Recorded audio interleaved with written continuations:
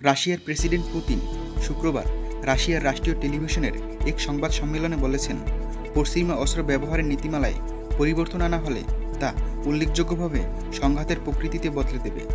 এর অর্থ হবে মার্কিন নেতৃত্বাধীন ন্যাটোভুক্ত দেশগুলো রাশিয়ার সঙ্গে যুদ্ধ করছে। যদি তাই হয়, তবে সংঘাতের ধরন বিবেচনায় নিয়ে আমরা যে হুমকির সম্মুখীন হব তার ভিত্তিতে আমরা উপযুক্ত সিদ্ধান্ত নেব। পুতিনের এমন সিদ্ধান্তের কারণ হল, রাশিয়ার ভূখণ্ডে লক্ষ্য করে দূরপাল্লার ক্রুজ ক্ষেপণাস্ত্র ব্যবহারের কথা ভেবেছে ইউক্রেন, আর এজন্য পশ্চিমা মিত্রদের সবুজ সংকেতের অপেক্ষায় আছে দেশটি।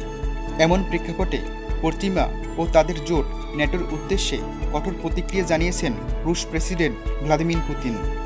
তিনি হুঁশিয়ারি দিয়ে বলেছেন, রাশিয়ার লক্ষ্যবস্তুতে আঘাত হানার জন্য পশ্চিমারা ইউক্রেনকে দীর্ঘপাল্লার অস্ত্র ব্যবহারের অনুমতি দেওয়ার অর্থ হল রাশিয়ার সঙ্গে ন্যাটো জোটভুক্ত যুদ্ধ জড়িয়ে পড়া।